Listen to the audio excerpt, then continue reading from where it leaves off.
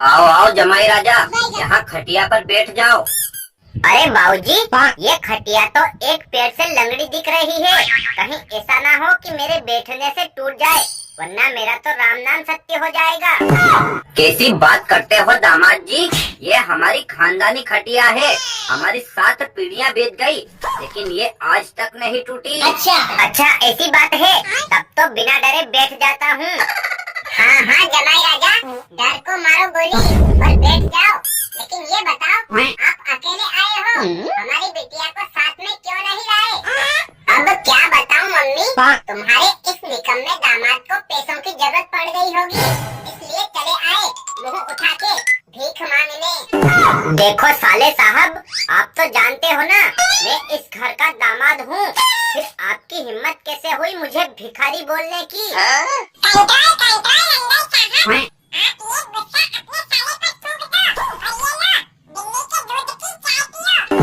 देखो ससुर जी, आपके सारे घर वाले मिलकर मेरा अपमान कर रहे हैं और आप खड़े खड़े सुन रहे हो। आप इनको कुछ कहते क्यों नहीं? अबे चुप हो जाओ हरामखोरों, जानते नहीं ये अपने घर के इकलौते दामाद हैं। अच्छा। अरे दिन में मोमबत्ती लेकर ढूंढते फिरोगे तो भी इनके जैसा निकम्मा दामाद नहीं मिलेगा। एक बात बताओ ससुर जी, आप मेरी तारीफ कर रहे हो या टांग खिंचाई? साला मुझे तो कुछ समझ में नहीं आ रहा। कैसी बात करते हो जमाई राजा, तुम्हारे कारनामे तो इतने अच्छे हैं कि उनको देखकर अंबानी भी अपनी माँ के पल्लू में छुप जाए। फिर मैं तुम्हारी बुराई कैसे कर सकता हूँ? हाँ दामाद जी, मेरी बेटी ने पूरे 170 सोमवार किए हैं, तब जाके तुम जैसा कलमुहा पति मिला है। अरे अब तुम लोग मेरा बार बार अपमान करना बंद करो, वरना मैं गुस्सा करके यहीं तुम्हारी चौखट पे अपनी जान दे दूंगा। क्यों जीजा जी, आप कितनी बजे अपनी जान देने वाले हो? हमें बता दो, ताकि हम पहले से ही डॉक्टर को बुला लें तुम्हारा पोस्टमार्टम करवाने के लिए। अबे साले, तेरी हरकतें देखकर तो ऐसा लगता है कि पैसों के लिए तू अपनी माँ को भी बेच दे, लेकिन कम से कम मेरी डेड बॉडी तो छोड़ दे। कैसी बात करते हो नंदा साहब, मेरे हस्बैंड तो इतने अच्छे हैं।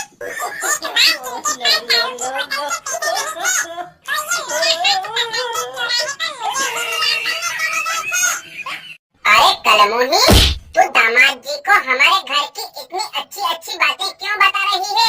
अगर वो खुश हो गए तो अभी नाली में कूद के अपनी जान दे देंगे। वही तो मैं भी चाहती हूँ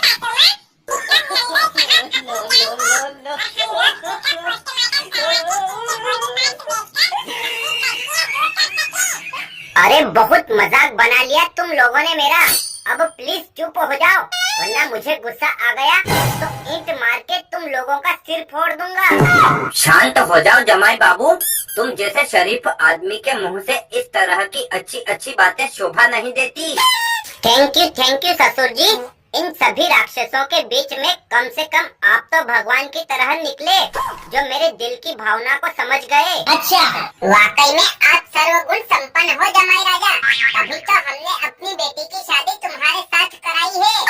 थैंक यू सासू माँ, मुझे इस तरह चने के झाड़ पर चढ़ाने के लिए। अब एक काम करो, फटाफट से मुझे 50,000 रुपये लाकर दे दो। क्यों जीजा जी, हमने पिछले महीने ही तो आपको 20,000 रुपये दिए थे, वो खत्म हो गए क्या?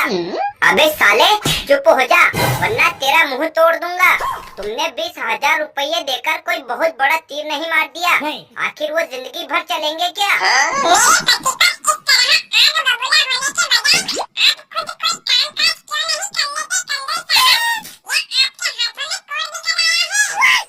अरे भाभी जी, माना कि आपके पूरे घर वाले सुअर के वंशज हैं, लेकिन कम से कम आप तो मेरी इज्जत का लिहाज करो, आखिर मैं इस घर का दामाद हूँ।